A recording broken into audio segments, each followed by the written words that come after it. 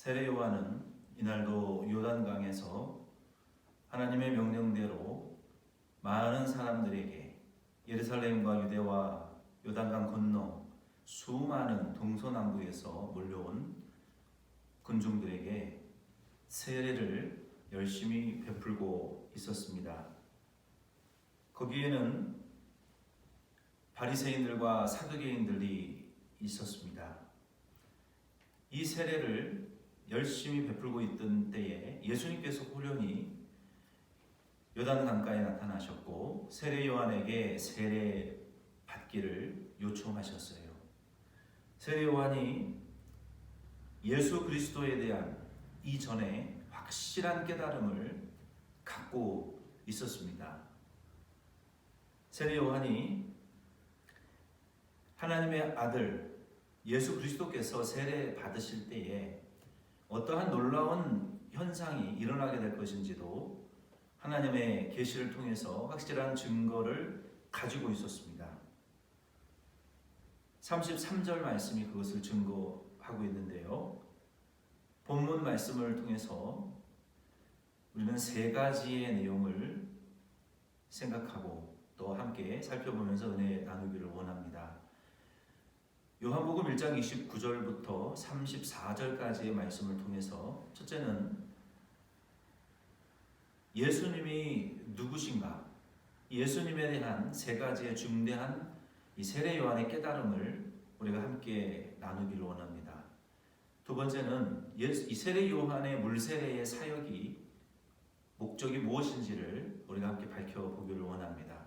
마지막 세 번째, 예수님께서 성령으로 세례를 베푸시는 그 사역이 우리에게 얼마만큼 중대한 의미가 있는지를 우리가 함께 살펴보면서 이 말씀의 은혜 나누기를 원합니다. 요한복음 1장 29절부터 34절까지 본문 말씀의 제목은 내가 보고 그가 하나님의 아들이심을 증언하였노라입니다. 먼저 29절과 29절로 30절 그리고 34절 말씀을 먼저 봅시다. 제가 읽어 드리겠습니다. 요한복음 1장 29절로 30절 그리고 34절을 읽어 드리겠습니다. 이튿날 요한이 예수께서 자기에게 나아오심을 보고 이르되 보라 세상 죄를 지고 가는 하나님의 어린 양이로다. 내가 전에 말하기를 내 뒤에 오는 사람이 있는데 나보다 앞선 것은 그가 나보다 먼저 계심이라 한 것이 이 사람을 가리킴이라. 34절입니다. 내가 보고 그가 하나님의 아들이심을 증언하였노라 하니라. 아멘.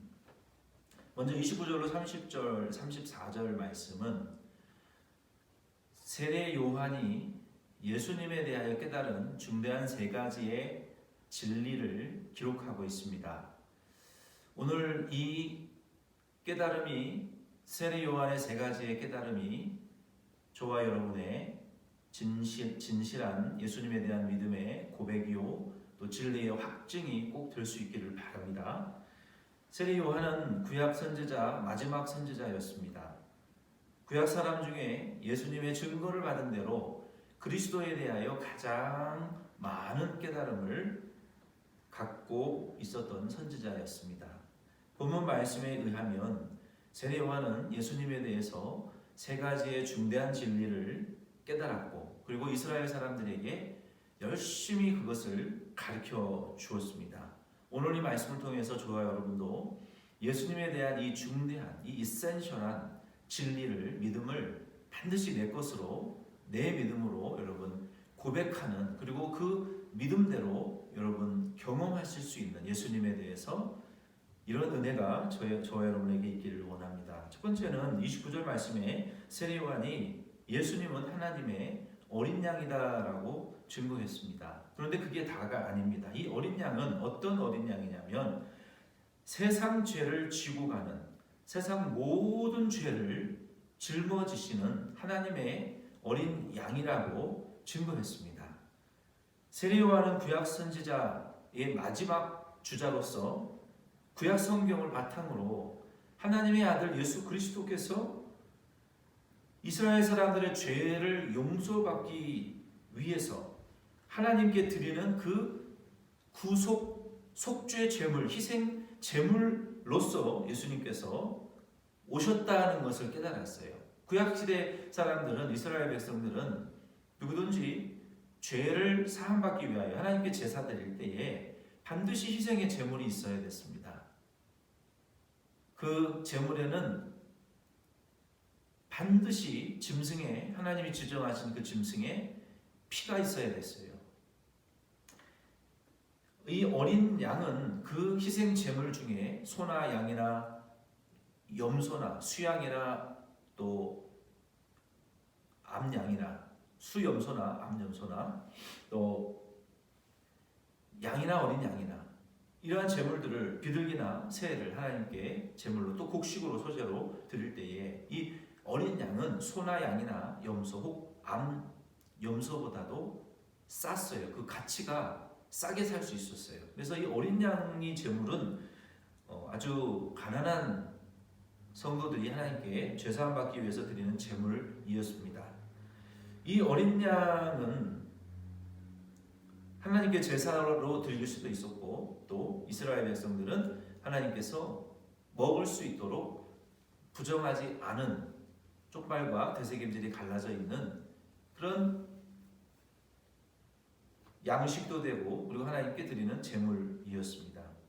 이 어린 양을 하나님께서 세상 죄를 지고 가는 하나님의 어린 양이라고 예수님을 비유한 것은 세례 요한이 이 구약 성경의 이러한 제사와 제물, 희생 제물의 바탕으로 하나님께서 하나님의 택한 백성들을 구원하기 위하여 이 세상에 당신의 아들을 이 어린 양과 같이, 어린 숫 양과 같이 거룩하고 흠없고 죄 없는 성령으로 잉태하사 사람의 원죄를 물려받지 않은 하나님의 아들이 사람의 모양으로 이 땅에 오셔서 그 어린 양의 속죄 제물과 같이 세상의 모든 죄를 짊어지시고 희생하실, 그리고 하나님께 거룩한 영원한 속죄 제물로 히브리서 10장 10절에는 단번에 완전히 영원한 제사를 드리실 그 제사라고 once for all이라고 말씀하셨어요. 예수님께서 이 십자가에 오셔서 택한 모든 백성들의 죄를 사하시고 그리고 구속하사 하나님께 열매로 바쳐드릴 제사로 구속제사 드리기 위한 그 희생 제물로 오셔서 단번에 영원한 제물로 제사 드리기 위하여 오신 하나님의 어린 양이라고 증거했습니다. 이것이 세례 요한이 깨달은 첫째 예수님에 대한 진리였어요. 두 번째는 30절 말씀에 의하면 예수님은 영원히 존재하시는, 영원부터 영원히 존재하시는 영원하신 하나님이라고 증거했습니다. 세례 요한은 예수님보다 6개월 먼저 태어났죠. 그러나 앞절에서도 쭉 증거했던 것처럼, 그리고 본문 30절에도 증거했던 것처럼 그는 나보다 먼저 존재하셨던 분이라고 말씀하고 있습니다. 어떻게 6개월 나중에 태어난 예수님께서 세례 요한보다 먼저 존재하셨던 건가요? 할 수 있었던가요? 그것은 예수님은 영원 전부터 이 세상을 창조하시기 전에, 시간이라는 것이 창조되어지기도 전에 영원한 그 영원 전부터, 그리고 예수님은 영원까지 존재하시는 분이라는 믿음입니다. 요한계시록 2장 22장 13절 말씀에도 보면 예수님께서는 나는 알파요, 헬라어 첫째 알파벳의 알파, 그리고 마지막 알파벳의 오메가, 즉 예수님께서는 알파와 오메가이시고 처음과 마지막이시고 시작과 마치시는 이 영원하신 하나님이라는 것을, 하나님의 능력을, 그 속성을 세례 요한은 믿었던 거예요. 세례 요한의 이 존재와 세례 요한의 물세례의 사명은 그러므로 예수님으로 시작되어졌고 결국 예수님으로 완성되어지는 것입니다. 우리 말씀을 우리 교회에 적용해 본다면 우리 교회의 모든 활동이 예수 그리스도로 말미암아 시작되고 궁극적으로 예수님 안에서 완성되어져야 합니다. 우리 데모션 장로교회의 세 가지의 중대한 사역의 기둥은 예배와 말씀, 양육과 훈련, 사역과 양육, 교제와 나눔입니다. 이 세 가지의 중대한 이 기둥, 우리 교회의 기둥이 예수님 안에서 시작되었고 예수님 안에서 온전하게 완성되어질 때 이 세 가지의 기둥이 온전하게 세워질 수 있습니다. 우리가 드리는 예배, 우리의 직분, 친교, 회계, 시설관리, 부장, 목자, 회장, 사역위원회, 팀장, 교사, 학생, 성도, 목사, 장로, 권사, 집사, 성도의 이 모든 것들과 헌신과 희생들은 결국 예수님 안에서 시작되어지고 예수님에 의한 예수님을 위한 for Jesus, by Jesus, of Jesus 우리가 예수님에 의한 예수님을 위한 모든 활동이 교회는 이루어져야만 합니다. 왜? 예수님이 알파와 오메가이시고 처음과 나중이시고 시작하시고 마무리 지으시는 분이 예수님이시기 때문에 그렇습니다. 이것이 세례 요한이 깨달은 두 번째 예수님에 관한 진리예요. 세 번째는 예수 그리스도께서는 34절에 보면은 이 결론적인 구절이지만 34절에 하나님의 아들이신 것을 세례 요한이 깨달았어요. 오늘 이 말씀이 저와 여러분에게도 예수님이 구주요 하나님의 또 시작과 끝 영원히 존재하시는 하나님이시고 하나님의 아들이신 것을 우리가 믿어야 됩니다. 세례 요한이 열심히 세례를 베풀기 시작할 때에는 예수님이 누가 예수님이신지를 몰랐어요. 그러나 세례 요한 안에는 하나님이 주신 하나님의 아들이라는 이 확증을 주는 그 놀라운 기적적인 현상을 알고는 있었지만 누가 그분이신지는 몰랐단 말이에요. 그러나 그가 여기 32절로 33절 말씀에 예수님을 경험하고 나서 능력 있는 예수님의 확증, 증언자가 되어서 하나님의 아들이라고 증거할 수 있었습니다. 이처럼 저와 여러분도 예수 그리스도에 대하여 그가 세상 죄를 지고 가는 하나님의 어린 양, 우리의 구주이신 것과 알파와 오메가이신 영원하신 전능하신 하나님이신 것과 그가 하나님의 아들이신 것을 우리가 말로 듣고 귀로만 들어서만이 아니라 세례 요한이 예수님을 경험했던 것처럼 저와 여러분도 하나님의 말씀대로 하나님의 세상 죄를 지고 가는 어린 양이 예수 그리스도인 것을 우리가 믿고 우리 안에 죄사함과 도덕적인 카타르시스가 아니라 우리가 예수 그리스도를 말미암아 아담의 원죄에서 해방되어 주시는 하나님 나라의 천국의 영적인 기쁨을 죄사함을 경험하시기를 바랍니다.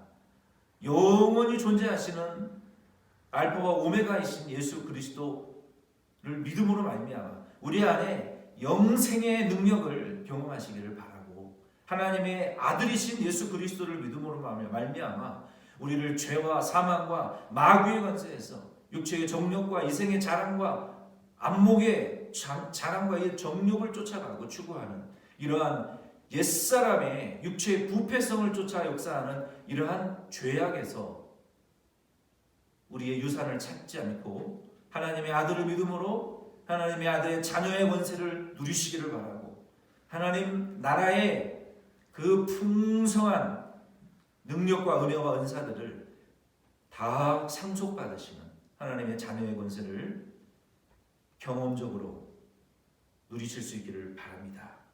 이와 같은 은혜를 누리고 증거하는 세례 요한의 증거가 강력했던 것처럼 살아 역사했던 것처럼 오늘날 저와 여러분도 예수 그리스도가 우리의 구주요 하나님이시요 하나님의 아들이시요 영원하신 하나님이라는 것을 믿고 경험하고 그 예수 그리스도의 은혜의 풍성한 혜택을 누리고 예수가 하나님의 아들이라는 것을 우리 입으로 증명되어질 때 그 말의 능력이 그때 나타나게 될 줄로 믿습니다. 31절로 33절 말씀의 내용을 통해서는 두 번째로 그렇다면 세례 요한의 이 물세례의 사역의 목적은 궁극적으로 무엇이었는지를 우리가 밝혀보기를 원합니다. 31절로 33절 제가 읽겠습니다. 31절로 32절까지만 읽겠습니다. 나도 그를 알지 못하였으나 내가 와서 물로 세례를 베푸는 것은 그를 이스라엘에 나타내려 함이라 하니라. 그를 이스라엘에게 나타내려 함이라 하니라. 이것이 목적이죠. 요한이 또 증언하여 이르되 내가 보면 성령이 비둘기같이 하늘로부터 내려와서 그의 위에 머물렀더라. 아멘. 이게 증거죠. 자기의 사역의 목적이 무엇이고 그 목적에 대한 증거, 하나님의 증거가 여기 기록되어 있습니다.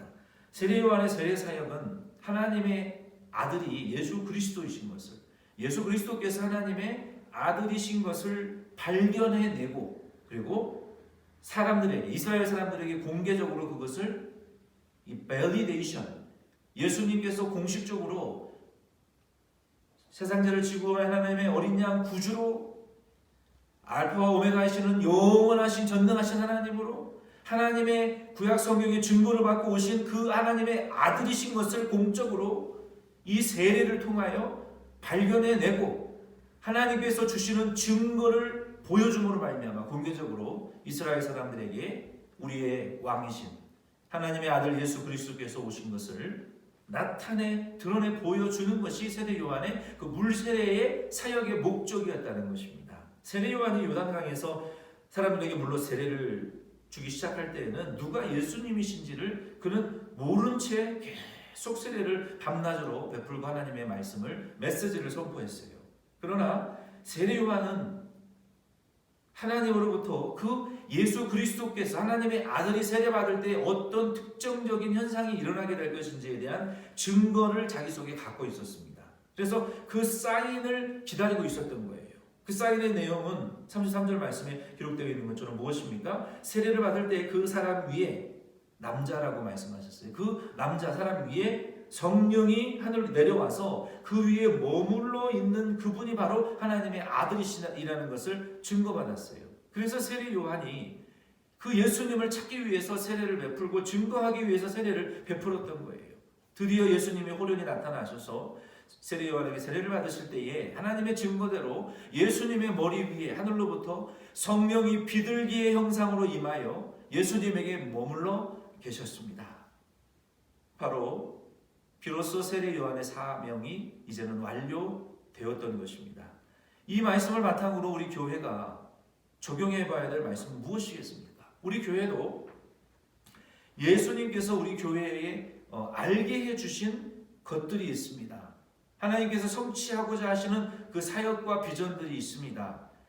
하나님이 담임 목사님을 통해서 증거해 주시는 그 사역과 비전이 분명히 있어요. 우리도 그것을 붙들고 순종해 나가다 보면 하나님의 완전한 뜻이 우리가 무엇인지는 모르겠지만 하나님이 우리에게 보여주신 그 부분을 붙들고 우리가 나아가다 보면 결과적으로 하나님의 뜻이 우리 교회와 성도님들을 통해서 성취해진다는 거예요. 그러니까 우리의 미래는 우리가 확실히 알지 못하지만 지금 우리에게 제시되어진 하나님의 뜻, 하나님이 나에게 가르쳐 주신 그 말씀, 하나님이 나에게 보여주시고 확증을 주신 그 말씀과 약속을 내가 붙들고 열심히 세례 요한이 누가 예수님인지 모르고 세례를 베풀어 주었던 것처럼 하나님의 말씀의 증거가 이루어지기를 기다리고 사역했던 것처럼 오늘 저와 여러분도 하나님께서 우리에게 주신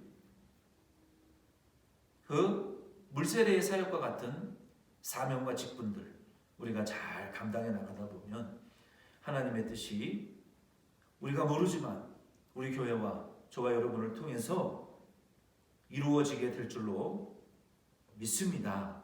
우리 교회가 이 복음, 우리 교회의 궁극적인 목적은 무엇입니까? 예수 그리스도의 복음이 땅끝까지 전파되는 거 아니겠습니까? 예수님께서 우리에게 주신 그 사명을 가지고 선포하고 가르치고 우리도 믿는 자들에게 세례를 베풀고 우리가 이 말씀을 이루어드리기 위해서 애를 쓰다 보면 하나님께서 택한 백성들이 구원받게 되고 우리 개인과 교회의 부흥이 영적 부흥과 성장이 일어나면서 하나님의 큰 뜻이 우리 가운데 이루어지게 될 줄로 믿습니다. 이 세례 요한의 사명은 이 물세례의 사역은 그러므로 하나님의 뜻, 예수 그리스도 하나님의 아들이 예수 그리스도이신 것을 밝혀 공개적으로 드러내는 이 복음을 선포하는 일이었다는 것입니다. 우리도 그 일을 감당해 갈 수 있는 저와 여러분 될 수 있기를 바랍니다. 마지막 33절 말씀을 통해서 우리가 한 가지 더 중요하게 생각해 봐야 될 점이 무엇이냐면 세례 요한이 예수 그리스도께서 하나님의 아들이신 것을 증거하면서 자신이 지금까지 해왔던 이 그림자적인 물로 세례를 베풀면서 그가 내 뒤에 오시는 분은 너희에게 성령으로 세례를 베푸시는 분이다 라고 증거해 왔어요. 지속적으로. 그 이야기를 한 번 더 강조해서 33절에 말하고 있어요. 33절 후반절에 보면은 그가 곧 성령으로 세례를 베푸는 이인 줄 알라 증거했어요. 마지막 세 번째 질문은 이것입니다. 예수님께서 그러면 성령으로 세례를 베푸시는 그 사역이 우리에게는 어떤 의미가 있는가요? 이게 굉장히 중요합니다. 세례 요한이 물로 세례를 베풀었던 것처럼 그가 물로 세례를 베풀 때 하나님의 아들 예수 그리스도에 의해 하나님의 성령이 임재하사 하나님 아버지에 의해서 성령을 물 붓듯이 무한한 성령을 예수님에게 부어 주셨기 때문에 예수님이 십자가의 사역을 완성하시고 우리의 구원을 완성하실 수 있었던 거예요. 그래서 예수님은 성령으로 이제 그 위에 머물러 계시는 성령으로 말미암아 우리 믿는 자들에게도 성령의 세례를 물과 같이 베풀어 주시는 분이라는 거예요. 그래서 저와 여러분도 예수 믿는 자들로서 이 성령의 물 붓듯이 부어주시는 세례, 이 성령의 공급하신 은혜를 받지 않으면 메마르고 강박하고 딱딱해지고 교만해져서 절대로 신앙생활을 할 수가 없기 때문에 이 말씀이 가장 중요한 거예요.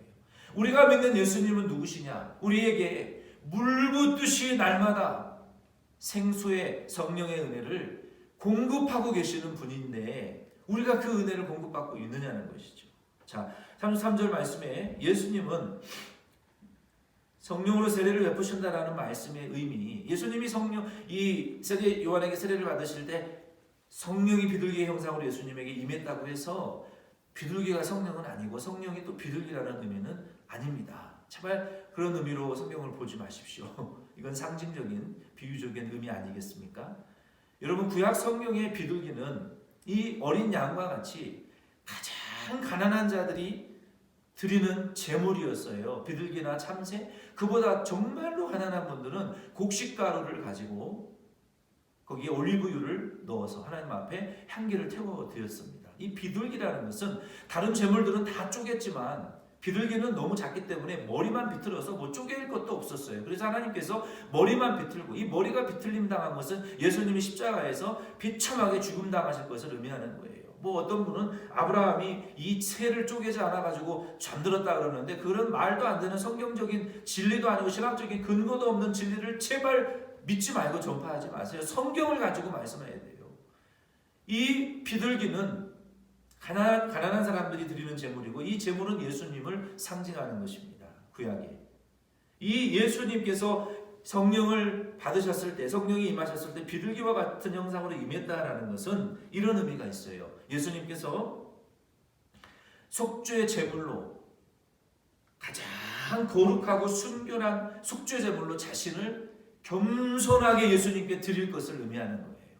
아주 작고 보잘것없는, 그리고 이 비둘기는 성경에 깨끗하고 순결한 그러한 이 동물입니다. 조류입니다. 예수님께서 그와 같이 오직 의만 취하고 양식만 취하고 거룩한 길로만 자로나 우로나 치우치 않고 거룩하고 그리고 순결하게 순수하게 타협하지 아니하고 오직 하나님의 말씀으로만 이 십자가의 사역을 완성하실 것을, 그리고 보잘것없는 정말 겸손하신 예수님께서 사역으로 이 십자가로 자기를 희생하사, 십자가의 자기를 희생하사 비둘기와 같이 하나님 앞에 거룩하고 순결하고 겸손한 제물로 하나님 앞에 십자가에서 못 박혀 죽으시고 온전한 속죄 제물로 거룩한 제물로 주님께 바쳐 드릴 것을, 그리고 이 일을 성령이 그 위에 부음 받으사 물 붓듯이 한량없이 무한한 성령의 부어 주심으로 이 거룩하고 순결하고 겸손한 십자가의 사역을 완성하실 것을 성령에 의해서 의미하는 거예요. 이 비둘기와 같은 성령이 임했다는 것은.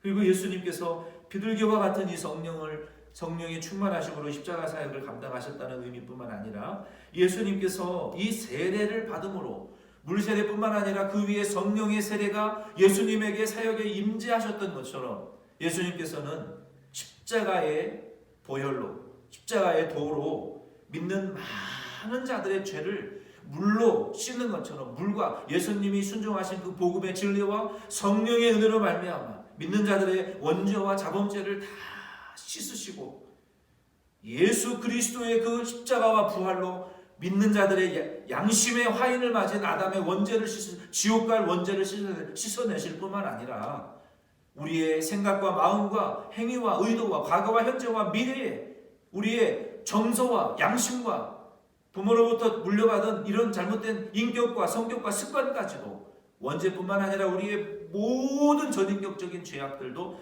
믿는 자들을 십자가와 부활의 복음으로 사하시고 성령의 능력으로 사하사 인을 치시고 하나님의 자녀로 중생케 하신다는 그런 의미입니다. 바로 이 물세례와 성령의 세례의 사역은. 그리고 이 세례는 베드로 전서 3장 21절 말씀대로 이것이 구원은 아닙니다. 우리가 받는 이 세례, 입교 또 이러한 것들, 학습 이러한 것들이 구원은 아니지만 베드로전서 3장 21절에 분명히 이 예수 그리스도의 십자가와 부활의 복음으로 성령의 능력으로 씻음받고 구원을 받은 중생한 자들이 양심으로 하나님께 향한 간구하는 의식이라고 이 세례를 말하고 있어요. 그러므로 이 세례가 구원은 아니지만 구원받은 성도는 이 세례를 반드시 받아야 됩니다. 그래서 이러한 세례의 의미, 예수님이 물세례를 받으셨을 뿐만 아니라 이제는 성령의 세례를 받으시고 믿는 자들에게 성령의 세례를 베푸신다는 것은 믿는 자들의 죄를 씻으시고 깨끗게 중생, 말씀과 성령과 진리로 씻어서 중생시키시고 거듭나게 하신다는 그러한 의미가 있습니다. 마지막 세 번째 의미는 예수님께서는 믿는 자들에게 성령으로 인을 치신다고 말씀하셨어요.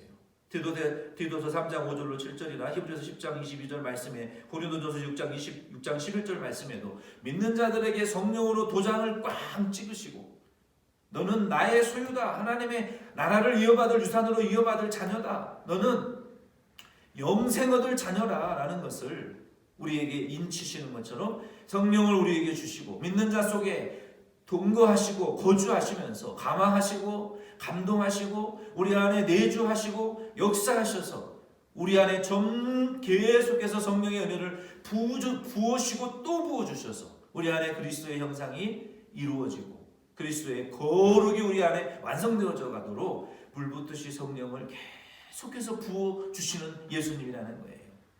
이것이 바로 예수님께서 성령 세례를 하시는 사역의 중요한 의미요. 우리가 그 성령의 은혜를 받아야 될 당위성인 것입니다. 우리가 이 예수 믿음으로 날마다 이 성령의 불붙듯이 부어주시는 은혜를 비둘기와 같은 거룩하고 온전하고 겸손케 만드는 성령의 은혜를 받아야 되고 우리의 죄를 사하시고 우리가 죄를 이기고 마귀를 이기고 우리의 정욕을 이기는 그 성령의 은혜를 받아야 우리도 이길 수 있고 예수님께서 믿는 자들에게 인을 치시고 거룩하게 견인하시고 성화시켜 나가시는 그 은혜를 이루시기 위해서 우리가 성령의 은혜를 받지 않으면 안 된다는 거예요. 그러므로 오늘 이 말씀을 통해서 저와 여러분도 예수님의 성령의 세례 베푸시는 은혜를 충만히 매일매일 받으시기를 바랍니다. 오해하지 마시기를 바랍니다. 성령 받고 우리가 입신하고 방언하고 은사 받고 아프리카로 선교 가는 것만 성령 충만이 아닙니다. 그것도 옳은 이야기지만 우리가 너무나 방법론적으로 목적론적으로 편협된 의미로만 사용되어 있는 부분이 있어요. 더 넓고 정확한 성경적인 의미로 성령의 세례라는 것은 우리의 구주이신 예수 하나님의 세상죄를 지고 가는 어린 양 되신 예수를 믿음으로 우리가 예수 그리스도를 구주로 믿고 그의 구원의 이 죄사함의 은혜를 누리는 거예요. 그리고 우리 영원히 존재하신 하나님 예수 그리스도의 이 영생의 우리가 능력을 받는 것이고 하나님의 아들 예수 그리스도를 믿음으로 사탄의 품에서 어둠에서 또 마귀의 권세에서 아브라함의 품으로 빛으로 하나님의 영생의 나라의 자녀로 거듭나는 것이 성령 받는 것입니다. 그리고 성령을 우리가 예수 믿음으로 성령 받고 예수 그리스도께서 우리에게 주시는 예수 그리스도께서 우리에게 주시는 순결하고 거룩하고 겸손해지는 것이 성령을 우리가 받아야 될 이유예요. 또 예수님께서 우리에게 이 씻어주시고 깨끗게 하시는 그러한 은혜를 받기 위해서 우리가 성령을 받아야 되고, 또 우리가 거룩해지고 완전해져서 하나님 아들의 형상을 닮아가기 위해서 이 성령의 충만함을, 이 성령의 세례를 받아야 됩니다. 우리가 이러한 예수를 이와 같이 오늘 말씀을 통해서 세상 죄를 지고 원한 하나님의 어린 양으로, 알파와 오메가 되시는 영원하신 하나님으로, 우리가 이 예수 그리스도를 하나님의 아들로 우리가 믿고 성령을 받으면 우리 안에 예수 그리스도의 그 은혜로, 복음으로 말미암아 우리 안에 죄사함과 영생과 우리 안에 중생과 시승과 하나님의 나라의 자녀의 권세가 우리 안에 임하게 되면서, 그때부터 우리 안에 성령의 우리를 깨끗하게 하시고 거룩하게 하시고 순결하게 하시고 겸손하게 하시는 역사가 우리 안에, 비둘기와 같은 성령의 역사가, 온유하게 하시는 성령의 역사가 우리 안에 임하게 될 줄로 믿습니다. 우리의 죄를 우리가 절제하고 정욕을 부인하는 이러한 죄를 이기는 성령의 능력이 우리 안에 임하게 될 줄로 믿습니다. 예수 그리스도로 말미암아 우리의 지식과 생각과 인격과 정서와 우리의 언어가, 우리의 삶이 변화되어지고 거룩해지는 그리스도의 형상을 닮아가는 이런 성령의 거룩한 역사들이 우리 안에 일어나게 될 줄로 믿습니다. 이런 분들 안에는 은사가 임하고 말할 수 없는 하나님 나라의 놀라운 비밀들이 임하게 됩니다. 그러므로 오늘 이 말씀을 통해서 세례 요한이 이전에는 그리스도를 경험해보지 못해서 확실하게 증거하지 못했지만, 이제는 예수 그리스도를 경험하고 확실하게, 이제 내가 전에는 알지 못했으나 이제 내가 알고 예수 그리스도께서 하나님의 아들이신 것을 알고 내가 너희에게 증거한다라고 했을 때 얼마나 놀라운 능력과 역사가 일어났겠습니까?